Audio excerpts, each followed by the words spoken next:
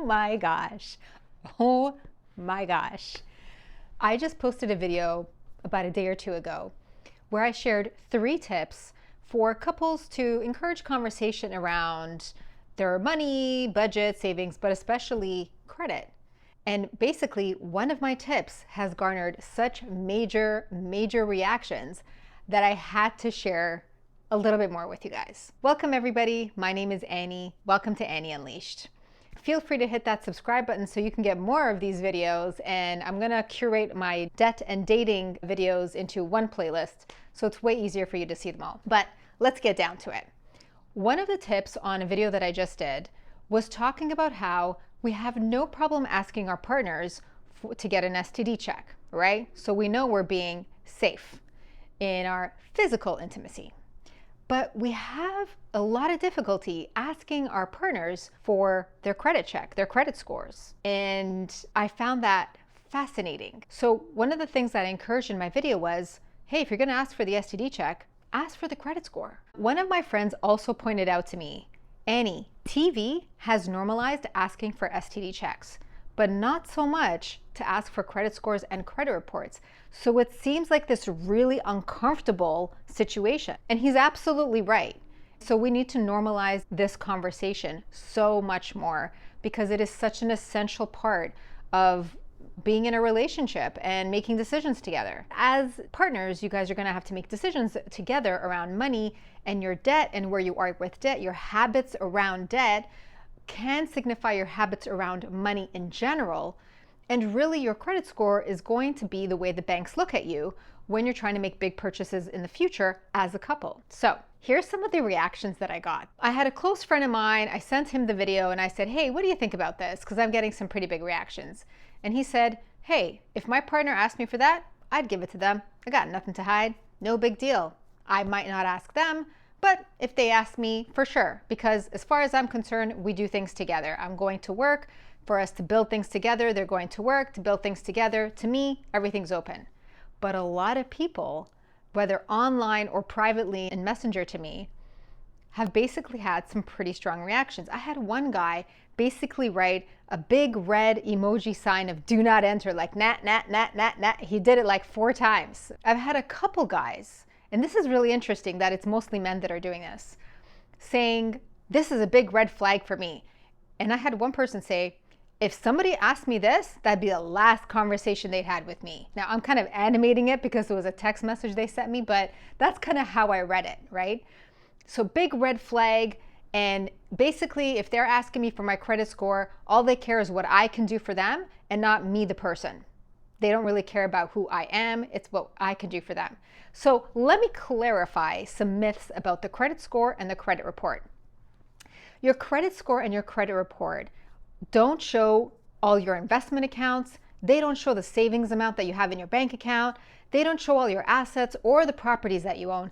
They don't show any of that. They don't show the income that you make. They don't show any of that. What they do show is the credit cards that you signed up with, the bill payments that you have, what's the balance, what do you owe, do you pay on time? That's pretty much it. That's what your credit score and credit report show. So what you're really looking for when you're having that conversation with your partner is, hey, do you have consistent habits that are healthy in terms of owing up to your responsibilities, being accountable to the things that you signed up for, and do you pay on time? Or are you negotiating with those institutions because somehow you feel like they owe you something? Not one person who wrote a comment talked about any issues asking their partner for an STD check. Not one person. But everybody, not everybody, but a lot of people had issue with asking their partner or being asked by their partner for their credit score or credit report. So here's the thing. If you had a really strong reaction to that video where tip number 2 was about if you're gonna ask for an STD check, ask for the credit check, ask for the credit report. If you had a strong reaction and saw that as a red flag, and that somebody's trying to get something from you and take advantage of you, I invite you to explore that feeling. I invite you to explore that reaction because that says more about what's happening for you and your relationship with money than it is about your partner. Now, my other tips revolved around other ways to bring up a conversation with your partner that are maybe not as confrontational or maybe make you more comfortable, just other more indirect ways of bringing up the conversation. Now, when I talk to people one-on-one as a financial planner, they already know we're going to talk about money, right? And I ask two types of questions. The quantitative questions where it's about numbers.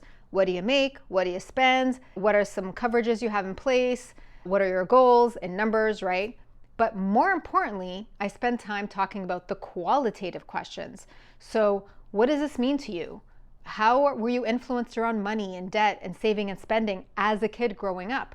How would you raise your kids around this issue? How would you raise your kids around money, saving, and spending? So if you haven't seen the videos that I just did about how to talk to kids and how to raise kids around money and how to really establish a healthy relationship with it, go and check those videos out. I'll put it in the description. Even as a financial planner, sometimes people come to me knowing they're looking for some kind of support, and still they're hesitant to talk about certain parts of their finances. Some people won't even come and talk to a financial planner because they have a lot of guilt, some shame, some fear, and fear of judgment. They feel shame around how much debt they have, that they know they shouldn't, but they still have a lot. And they don't even know about their interest rates or their payments. They just know it's a lot of debt and they can't manage it. And a lot of people feel like if I have a lot of debt, I can't go talk to a financial planner. All kinds of different fears. They're rooted in different things around what I will think. Doesn't matter to me. I'm here to help you as a financial planner.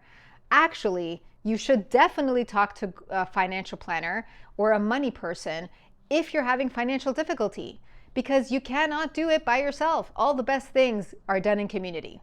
Okay? So you want somebody who knows more than you to guide you into a healthier place, right? So you want that person with full confidence, somebody that you trust, that you feel safe with, to have that conversation. Now, when a couple comes to me as a financial planner and they're asking me to sort through their situation because they need help and they want to get into a better situation, they're usually not on the same page, or they may have different values or different beliefs, definitely different upbringings, different ways that they experienced money growing up, and that's okay.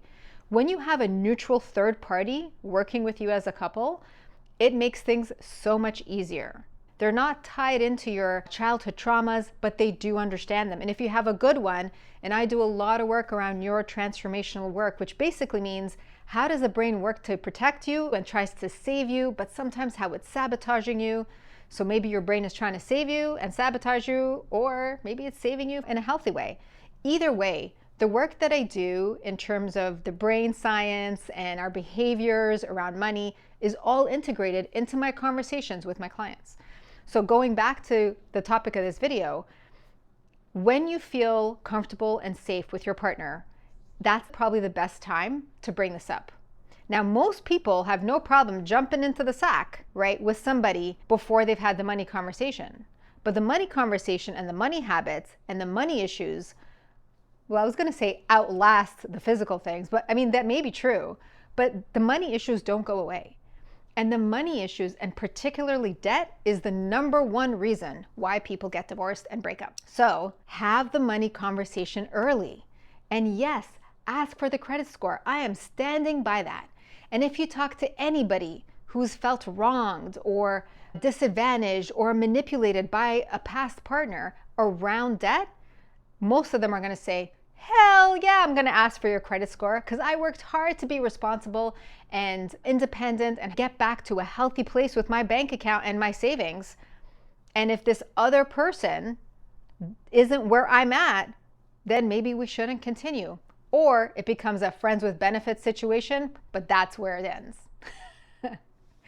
If a couple comes to me, naturally I'm going to ask some questions, but encourage each person to share in a safe way. And there's no judgment. There's absolutely no judgment. And if you've watched any of my other videos where I share about some of the mistakes that I made as a human being in a relationship, even though I knew better because I'm in financial services, you'll know that I'm a human being who made mistakes, but knew how to get out of it and how to do better by it. So yes, I lead with example, I lead by example, and that's why it's a no judgment zone when I have meetings with my clients. And Most importantly, the number one thing that I look for when I'm working with people is, are you committed and are you open to being educated? Because if you're open to being educated, both about how money works, but also how your relationship to money, your mindset around the connections to money, how that works, and exploring that, man, we can do some powerful, powerful work together. And it benefits you big time. So I hope this video helped. If you have any questions or comments, please put them in the chat. Let's have a conversation. I encourage it. I respond to every single comment myself. And my goal, my whole point of this is to educate you guys, encourage you to explore, invite you to consider kind of where you've been and where you want to be, and get some professional help. Get a money person, get your financial planner, get a specialist, get an advisor to start talking with you. Look at some information, listen to podcasts, go to webinars, watch some videos from qualified people who have the education and the experience in financial planning to guide you properly. Hope that cleared up some myths around the credit score and credit report. It doesn't reveal all about your whole financial situation. It just reveals, what do you owe, what institutions do you have cards or bills with, and do you pay your bills on time? That's it. There's a whole bunch of information that would be also really good to know. Do you have a healthy savings account? Do you have a healthy investment habit? And maybe I'll do some other videos to talk about how do you develop that. And I've done a couple of videos already about healthy money habits and how do we get from unhealthy, because it's what we know, to healthy, to building new habits. So I'll put those videos in the description as well so you guys can access them easily. But the reactions have been awesome. I absolutely love it.